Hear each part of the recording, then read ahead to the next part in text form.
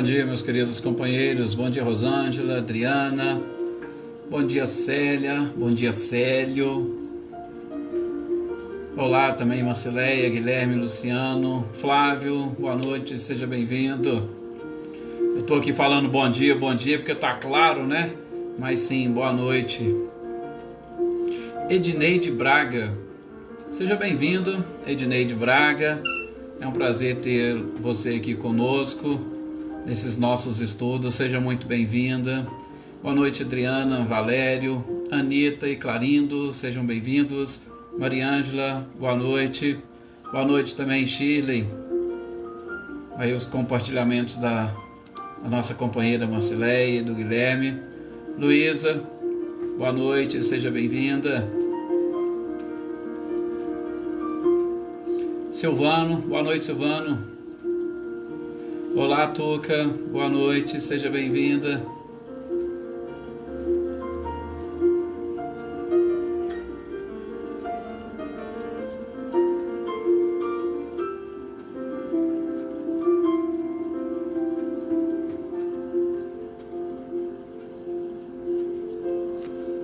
Aí também a Rosângela, boa noite aí para a Silvânia, para a Isabela, para a Sandra, para o Alexandre, para a Estela, a Adriele, o Elídio, a Luciana Gonzalez. Sejam todos muito bem-vindos.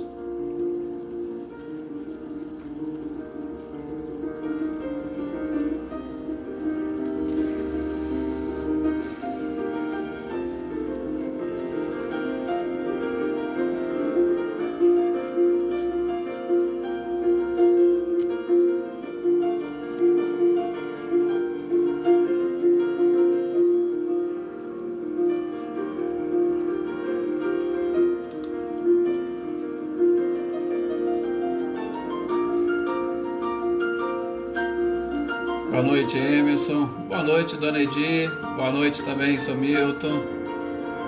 Sejam bem-vindos.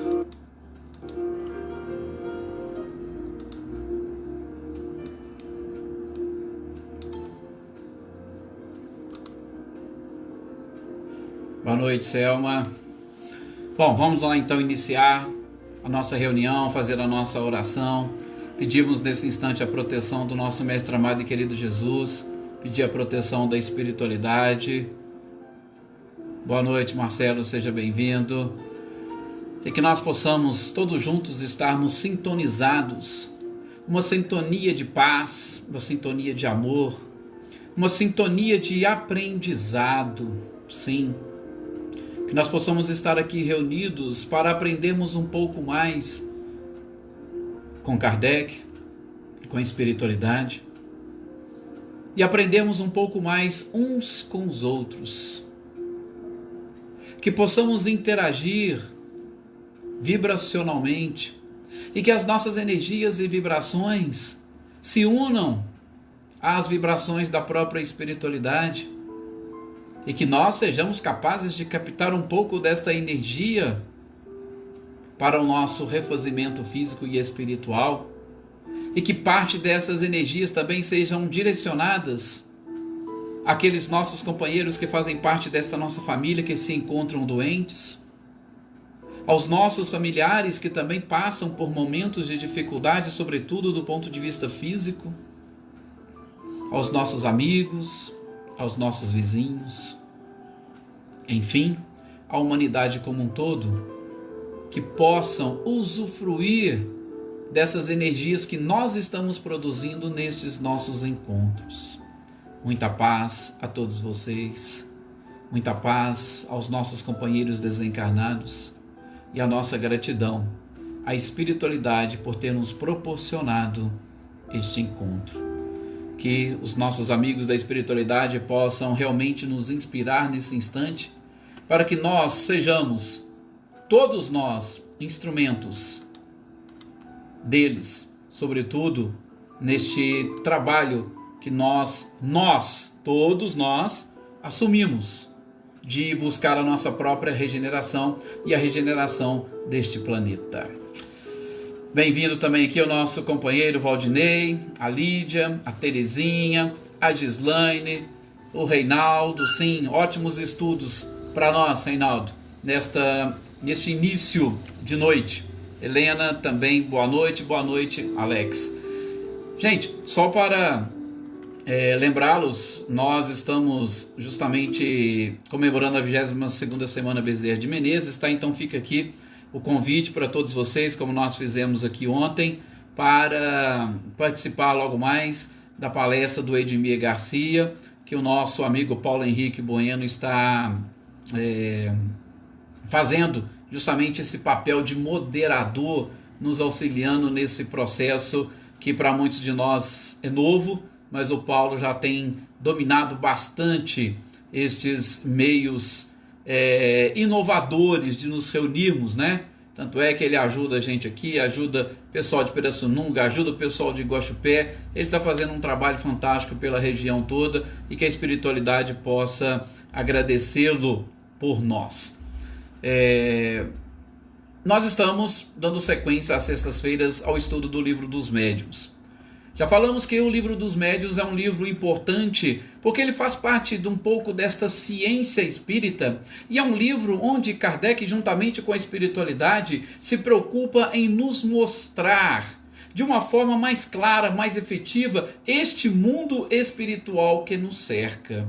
O mundo espiritual que nos cerca, composto por espíritos que nada mais são do que aqueles seres que já habitaram este planeta com o corpo de carne e hoje se encontram desencarnados e mostrando para nós que a vida continua e que esta vida continua da forma mais simples e natural possível. Como nós vimos lá no laboratório do mundo invisível, eles dão continuidade inclusive às suas próprias atividades e às suas necessidades. Talvez o ponto mais delicado dos espíritos quando deixam esse plano é exatamente se desprender das suas necessidades materiais para se adaptarem melhor às necessidades espirituais. Mas, de qualquer forma, são seres que também possuem, assim como nós, esse desejo e essa vontade de crescer e de progredir. E o Livro dos Médiuns vai trabalhar ou vai tratar exatamente deste contato destes seres conosco e, em contrapartida, do nosso contato com eles. Então nós estamos estudando aqui vários aspectos que envolvem o que nós chamamos de mediunidade, que nada mais é do que uma sensibilidade, ou nós poderíamos chamar um sexto sentido, porque nós temos os nossos sentidos do corpo físico que nos ajudam a entender, a perceber, a captar todas as informações do mundo físico. E nós temos essa sensibilidade, ou este sexto sentido, ou a própria mediunidade, que nos permite captar, além do mundo físico, também o mundo espiritual que nos envolve. E a gente viu nesses capítulos anteriores, sobretudo nos dois últimos, que nós falamos de algumas faculdades mediúnicas, como a pneumatografia, que seria uma escrita direta, e a pneumatofonia, que seria uma voz direta. Nós vimos um pouquinho da sematologia e da tiptologia, que nada mais são do que a comunicação pelos sinais e pelas pancadas, que são formas que, sobretudo no início desta avalanche de comunicações que se espalhou pelo mundo todo, utilizaram-se para exatamente chamar a nossa atenção, que hoje nós vamos aos poucos deduzir, ou nós vamos descobrir que não há necessidade de chamar a nossa atenção dessa forma, e que hoje este contato é de uma maneira muito mais simples, muito mais sutil. E exatamente por ser simples e sutil, a grande maioria das pessoas não conseguem entender e não conseguem saber que estão em contato com os dois planos da vida. Muitas das vezes nós recebemos uma inspiração, seja ela de quem for, de qual espírito for, e nós não conseguimos identificar que essa inspiração é proveniente de uma inteligência, aquelas mesmas inteligências que Kardec, quando percebeu que as mesas traziam informações que não eram pancadas aleatórias, tinham. Hoje nós temos esse contato, nós temos essas informações, nós temos uma conversação que muitas das vezes nós vamos falar não é coisa da nossa mente. Mas por quê? Porque a gente não tem mais aquela necessidade. E Kardec já percebeu isso já naquela época. Olha para vocês verem, e ele até vai chamar a atenção, nós não precisamos de muitos anos para identificar a progressão dos fenômenos ou a progressão desta forma de comunicação entre os dois planos da vida. Kardec conseguiu identificar essa evolução em pouquíssimos meses. Por quê? Porque logo no início, e é o que ele vai explicar nesse capítulo 3 do Livro dos Médiuns, chamado da psicografia, quando nós iniciamos esse processo de comunicação, nós iniciamos, ou o que chamou a atenção foram justamente as pancadas. Opa, tem uma mesa no meio de um salão que ela sobe, ela desce, ela bate, ela gira, só que ela quer se comunicar conosco, ela dá sinais de uma inteligência. Aquilo chamou a atenção de Kardec, Kardec foi lá, realmente parece que sim, tem uma inteligência. Todo efeito inteligente vem de uma causa inteligente. Então vamos descobrir essa causa, vamos começar a fazer perguntas, fizeram perguntas, tinham respostas, e aí as coisas foram se desenvolvendo. Ou seja, quem está por trás de tudo isso? Eles mesmos disseram, somos nós, espíritos que já habitamos o mundo corporal e agora estamos no mundo espiritual. Não temos o corpo de carne, talvez por isso vocês não consigam nos ver, exceto aqueles que são dotados de uma característica ou de uma sensibilidade. Caso contrário, nós estamos aqui sem ser vistos. Bom, começou-se com essas mesas, com essas pancadas, chamou-se a atenção, mas o mais importante de tudo isso são exatamente as informações que eles poderiam nos trazer. E qual seria o meio mais cômodo para nos trazer essas informações e, sobretudo, para que essas informações não ficassem circunscritas a um pequeno salão, a um pequeno grupo de pessoas que ali estavam? Então, resolveram, vamos então escrever? Porque a escrita, nós sabemos, foi um dos grandes avanços que nós poderíamos chamar, inclusive, do avanço da história da própria humanidade. Com a escrita, o que nós crescemos e ainda estamos crescendo e progredindo, mas a escrita foi um impulso fantástico. E dessa mesma forma, Kardec percebeu, juntamente com a espiritualidade, olha, não tem necessidade de pancadas, vamos conversar de uma forma mais natural. Então, peraí, já que vocês estão aí, nós estamos aqui, vamos começar a escrever? Vamos começar a nossa comunicação através da escrita? Aí sim, veio aquilo que Kardec chama nesse capítulo de psicografia indireta. Primeiro, gente, o termo psicografia. O que seria psicografia? Se nós formos buscar na origem etimológica da palavra, nós vamos ver que psico ou psique, ou vem do psique, que significa alma. Seria a escrita da alma. Então, psicografia são os espíritos, as almas que escrevem para nós. Tá? Vamos traduzir dessa forma. Então a psicografia é exatamente a escrita dos espíritos, das almas daqueles que já deixaram o nosso próprio corpo. Então, essa psicografia, Kardec vai no primeiro momento chamar e dizer que é uma comunicação ou uma psicografia numa modalidade indireta. Por quê? Porque utilizava-se de coisas, de instrumentos materiais para se escrever. Então, começou-se, por exemplo, com uma prancheta. Vamos amarrar ali um lápis ou uma caneta numa prancheta, e essa prancheta começava a escrever. Depois, a prancheta é algo meio incômodo. Vamos então arrumar um outro sistema? Vamos.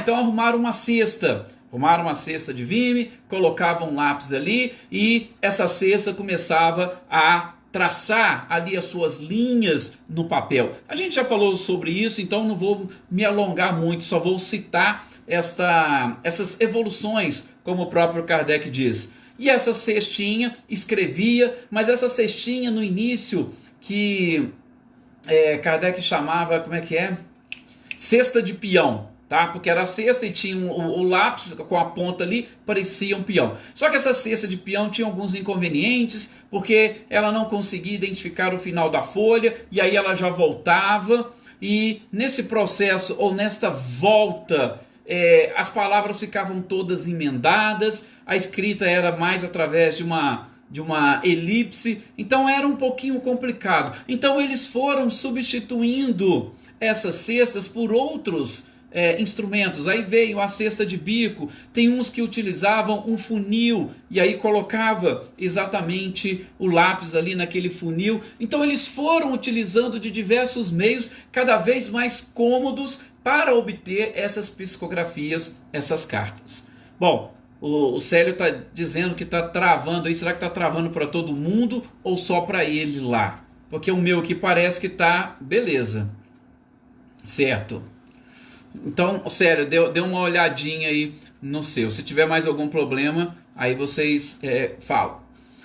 Bom, então essa é aquela que Kardec chamava de psicografia indireta. Mas como nós dissemos, o próprio Kardec percebeu, juntamente com a espiritualidade, gente, que esses instrumentos não eram imprescindíveis para a obtenção das comunicações, para a obtenção das cartas.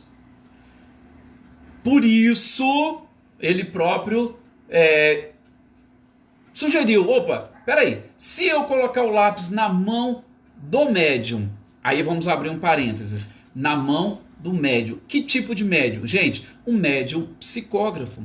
E o médium psicógrafo, ele tanto vai psicografar pelos meios indiretos, que é através da cesta, porque se não tivesse um médium psicógrafo ali, não teria condições de se obter essas comunicações. Exatamente porque nós vamos aprender um pouco mais adiante, e o próximo capítulo a gente já vai começar a falar dos médiums, tá? Então é um capítulo bem interessante, a gente vai tentar traçar aí um paralelo bem realmente interessante entre os diversos tipos de mediunidade. A gente vai tentar trabalhar com um pouco daquilo que cada um de vocês também, eu sei que sentem, lógico que em graus diferentes. Então, no próximo capítulo a gente vai trabalhar dos médiums, que é com certeza algo talvez mais interessante, ou o centro de tudo isso. Mas, Kardec vai dizer que se não tivesse um médium psicógrafo na sala, eu não conseguiria, ainda que fosse através de um instrumento. Por quê? Porque o médium psicógrafo, ele vai doar as energias, os fluidos ou o ectoplasma, depois a gente conversa direitinho sobre isso, de acordo com a faculdade mediúnica. Então os espíritos vão exatamente utilizar-se, desta doação do próprio médium para a manifestação ou para o fenômeno. Então cada médium vai doar um tipo de fluido específico para determinadas comunicações. Mas aí Kardec percebeu, olha, não precisa de instrumentos para a comunicação. Eu posso colocar o lápis na mão do médium e a partir daí o médium escrever. A necessidade, pelo menos eu sinto, de abrir aqui um parênteses, sobretudo porque eu sei que muitos de vocês estão tendo os primeiros contatos com a doutrina espírita agora, nesse instante. E então, assim, esse primeiro momento, gente, sobretudo utilizando-se desses instrumentos, foi algo interessante exatamente para sair, talvez, daquele perigo que poderia se obter, sobretudo com determinados médiums ou com determinadas pessoas que não tivessem o compromisso com a doutrina. Sim, por quê? Porque o charlatanismo, a fraude, ele pode vir de qualquer pessoa. Mas se no momento estava ali, era uma cesta que estava escrevendo, a probabilidade de um médium influenciar nesse processo é menor. Não vamos dizer que ele não influencie, mas vai ser bem menor. Então, talvez nós podemos identificar a importância dessas psicografias indiretas neste primeiro momento em que Kardec estava exatamente trabalhando para trazer a lume essa doutrina. Depois que a doutrina fincou as suas bases, aí não, tudo bem, a gente pode utilizar-se da própria psicografia direta, que é esse próximo tópico. Uma psicografia direta, o lápis na mão do próprio médium. E, abrindo um parênteses, principalmente Divaldo já fala nisso, né? Chico já não teve tanto isso porque ele tinha um trabalho muito específico. A gente vai falar muito do Chico porque a nível de psicografia é o grande médium realmente da humanidade. Hoje a gente já começa a falar alguns episódios, porque da psicografia não tem jeito de nós falarmos de psicografia sem falarmos do Chico. Não tem jeito sequer da gente tentar entender a psicografia sem também entender o próprio Chico, tá? Então a gente já começa a falar dele, fiquem tranquilos. Tem algumas pessoas reclamando de sinal. Gente, mas aí deve ser realmente a internet, tá? Porque em vários lugares aqui, realmente várias pessoas estão dizendo que o sinal está bom. Aqui também, para mim, ele não está dando sinal de nada não, tá ok, tá? Depois, se porventura alguém tiver essa dificuldade, me avise que eu repasso, como eu disse para vocês, eu gravo lá no canal no YouTube, aí eu passo para vocês ou vocês acessem lá, que aí com certeza vai estar o vídeo completo, ok? Só depois me avisarem aqueles que tiverem com algum problema. Mas vamos então seguir o nosso raciocínio. Então a gente vai falar com certeza muito do Chico Xavier. E Kardec, exatamente depois de estabelecer esse processo, identificar que não havia necessidade de instrumentos e que poderia ser através do próprio médium, ele fala, então peraí, vamos colocar o lápis na mão do médium e vamos trabalhar, e vamos escrever.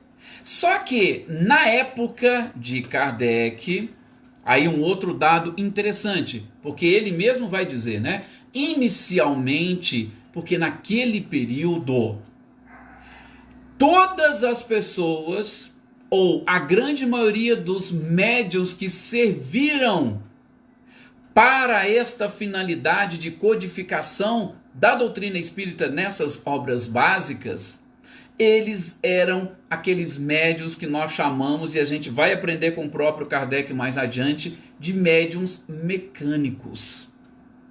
O que seriam esses médiuns mecânicos? São médiuns que não têm consciência do que eles estão escrevendo. Eu vou explicar isso muito direitinho depois, mais adiante, tá? Para vocês entenderem. São médiuns que alguns chamam de inconscientes, ou seja, o espírito consegue realmente dominar o braço e a mão do médium, sem contar o domínio sobre a sua própria mente, e a partir daí ele começa a escrever. Tá? Então, ele não tem consciência do que ele está escrevendo. É o que Kardec fala, inicialmente. Por quê? Porque naquele período havia essa necessidade de uma psicografia direta, mecânica, para que a influência do médium não atrapalhasse, para que a influência do médium não influenciasse as próprias ideias dos espíritos. Porque nós estamos falando de médiuns. Quando a gente fala de médiuns, nós falamos de pessoas. Quando a gente fala de pessoas, e sobretudo pessoas que estão encarnadas, nós estamos falando de pessoas que sofrem uma influência do seu próprio ego. Pessoas que sofrem influência da sua personalidade.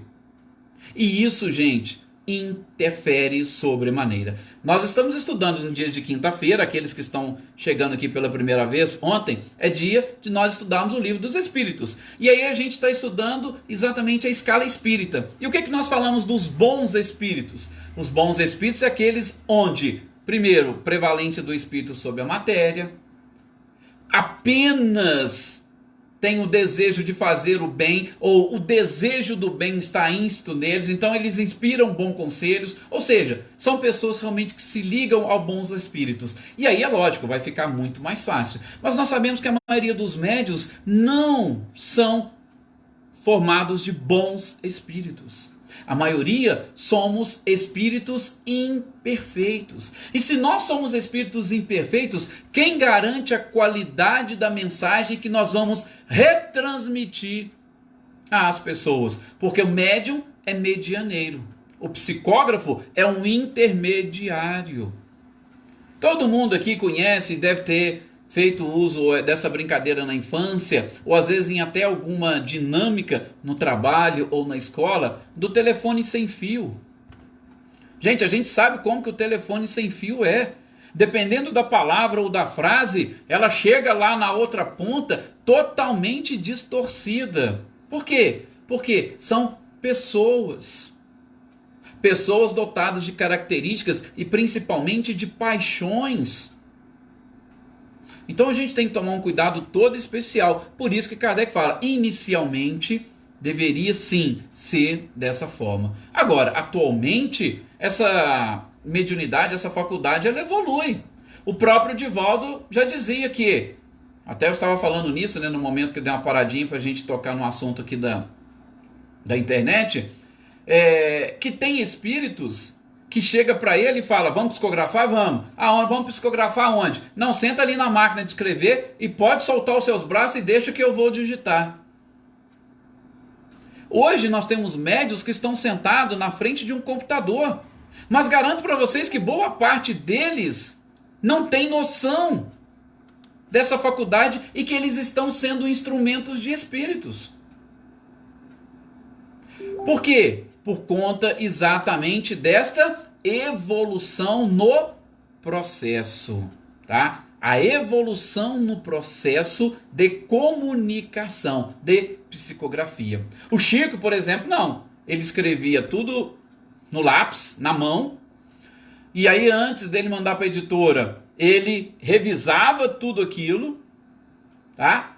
Revisava, depois ele datilografava tudo aquilo, ou seja, o Chico praticamente escrevia um livro 3, 4 vezes antes dele ser publicado. Mas de novo, gente, o Chico era um médium todo especial. Sim, ele fugia destes padrões que nós conhecemos. Só para vocês terem uma ideia destes padrões, antes de nós falarmos do Chico, depois, se vocês quiserem, dê uma lida no livro Missionários da Luz, de André Luiz, psicografia do Chico Xavier. Logo no primeiro capítulo, vocês vão ver Alexandre, que era o instrutor de André Luiz neste livro, ele vai explicar sobre um médium psicógrafo, tá? E o que eu poderia dizer para vocês, fazendo um resumo deste capítulo primeiro do livro Missionários da Luz? De novo, nós estamos estudando psicografia. É só para vocês entenderem um pouquinho como é o fenômeno da psicografia. Porque muita gente acha que basta você sentar e começar a escrever. Bem, não é assim. Ainda que seja uma escrita mecânica, não é algo simples dessa forma. De novo, vocês lembram aquele capítulo onde nós estudamos quais são os tipos de mensagens mediúnicas? Nós temos aquelas mensagens frívolas, nós temos algumas mensagens que são sérias, mas apesar de serem sérias, não são instrutivas. Nós temos as mensagens instrutivas. Então veja, nós temos diversos tipos de mensagem, e a gente está falando aqui de uma mediunidade que tem como principal finalidade, e aí nós vamos ver lá no item 292 deste mesmo livro dos médiuns, o objetivo da mediunidade é auxiliar a criatura a buscar o seu aperfeiçoamento. E como é que eu consigo buscar o meu aperfeiçoamento se eu não tiver, por exemplo, uma conduta reta? Se as mensagens que eu for instrumento não servir principalmente e primeiramente para mim, e se essas mensagens não forem instrutivas? A gente também vai aprender mais adiante como que o médium pode buscar a sua própria evolução moral. Aliás, esta evolução das formas de comunicação, como nós dissemos, formas de comunicação em que sentido? Mecânica ou inconsciente, semimecânica ou semiconsciente, para a intuitiva ou a consciente. exatamente está relacionada com essa necessidade de cada um de nós nos prepararmos ou fazermos a nossa parte para sermos os instrumentos da espiritualidade. Se nós não fizermos a nossa parte, nós vamos estar perdendo oportunidades de crescimento. O trabalho, ele existe exatamente para proporcionar à criatura condições para a sua evolução. E o trabalho mediúnico, mais ainda. Por quê? Porque ele traz, sobretudo com o respaldo da doutrina espírita, apenas e tão somente informações que auxiliarão no progresso moral. Bom, o que Alexandre vai explicar exatamente para nós nesse capítulo 1 do livro Missionários da Luz? O próprio trabalho da espiritualidade. Alexandre vai dizer o seguinte, André Luiz, você acha que numa reunião mediúnica como nós estamos aqui, é só o médium chegar e sentar e a partir dali ele já começa a receber, estamos falando da psicografia, ele já começa a receber mensagens ali de todos os espíritos que estão? Não, não é assim que funciona, André Luiz. Aí ele vai explicar, olha, os médiums, principalmente com tarefas previamente determinadas, eles são assistidos desde a manhã, quando se levantam, ou, dependendo da tarefa, este trabalho começa no dia anterior. O porquê disso? Porque o dia anterior, ou a nossa noite de sono e esse desprendimento, ele influencia sobremaneira no nosso dia.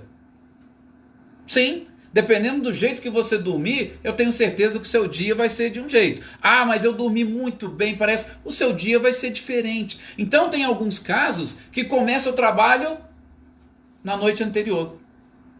E vou dizer mais para vocês. Há outros tipos de trabalhos quando envolve-se energias um pouco mais complicadas, tá? Eu vou citar aqui o exemplo do suicídio.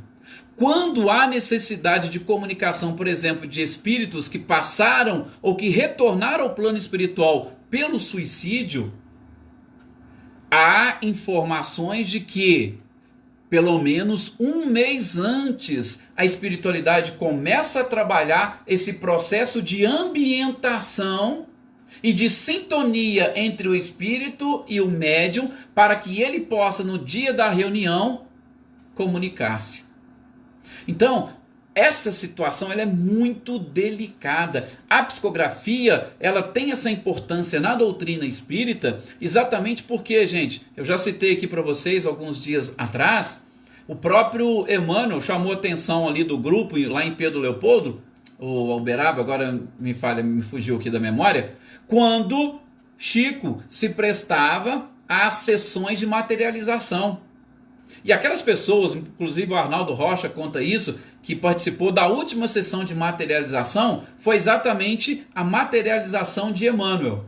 E que Emmanuel se materializou e disse para eles, olha, hoje é a última materialização. Por quê? Porque o Chico tem que se dedicar àquilo que ele veio para fazer.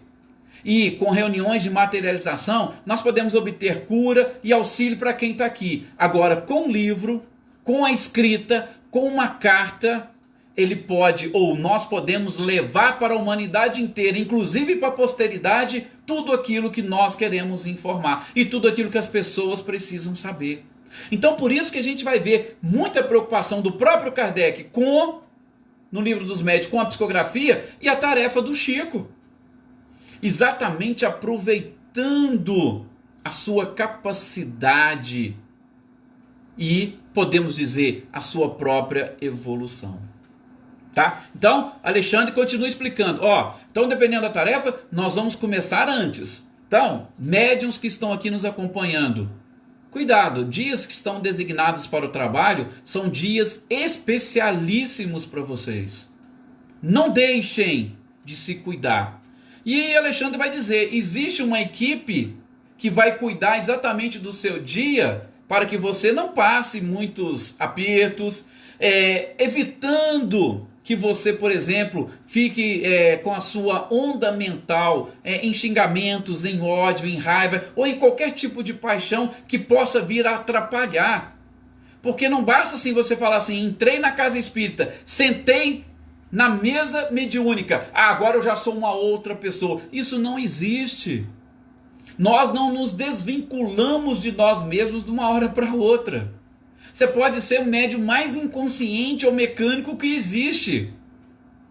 Tá? Então, como diz o Alex aqui, o ideal é sempre que nós estejamos limpos espiritualmente. Então vai ser designada uma equipe para cuidar de você, se tem um trabalho realmente a ser realizado durante o dia.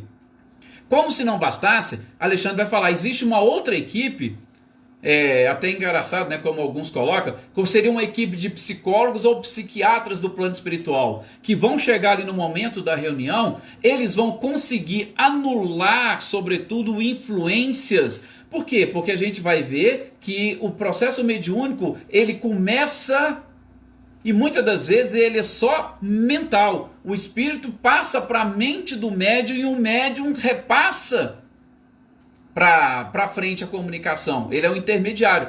Então, às vezes, a espiritualidade precisa anular qualquer tipo de efeito danoso dessa mente do espírito para a mente do intermediário, para que ele não venha a se desequilibrar mentalmente. Então, nós temos uma equipe que vai cuidar durante o dia. Nós temos uma outra equipe que vai anular esses efeitos. Inclusive, ele vai dizer, vai agir, por exemplo, sobre o sistema nervoso simpático, também sobre o campo autônomo do coração. Vamos receber auxílios enérgicos no nosso sistema nervoso central. Exatamente para quê? Para que não haja essa influenciação e nós não sejamos, de alguma forma, afetados por essa interferência no nosso próprio campo mental. Daí, gente, o papel que nós temos, e é exatamente no livro Missionários da Luz, que André Luiz vai trazer para nós, o papel da epífise. O papel do nosso cérebro nesses processos são, assim, é fantástico. Então a gente tem que se cuidar, nós temos que estar sempre preparados. Bom, eu até separei alguma coisa aqui para a gente falar, eu vou tentar falar rapidinho do nosso Chico. Porque psicografia é realmente uma faculdade mediúnica que gera um pouco de problemas e gera, inclusive, polêmicas. Só que, quando você está falando de uma psicografia vinda de Chico Xavier, repito, mais adiante a gente vai falar mais sobre a vida dele, mas vindo do Chico Xavier, a gente fica assim muito tranquilos, exatamente por conta de todo este cuidado que ele tinha. Gente, ele sempre dizia, ele nunca atribuía nada a ele. Tem vários casos, ele lá, por exemplo, na escola, quando ele escreveu uma redação, mas aí ele falou, não, gente, não foi eu que escrevi, não, foi... então eu quero ver o seu amigo ditar. Aí tem até o episódio que ele chega, ele vai lá no quadro lá, e vai escreve lá um poema no quadro. E Chico era extremamente tímido, daí ele vai lá e escreve tudo aquilo que o Espírito dita para ele. Então, Chico tinha isso. Outras coisas, ele tinha uma capacidade tremenda de praticamente se anular para que o espírito se comunicasse através dele. Inclusive, Chico, gente, foi estudado por cientistas da NASA, foi estudado por vários cientistas aqui no Brasil, por médicos, e todos eles identificaram. Foi estudado por peritos.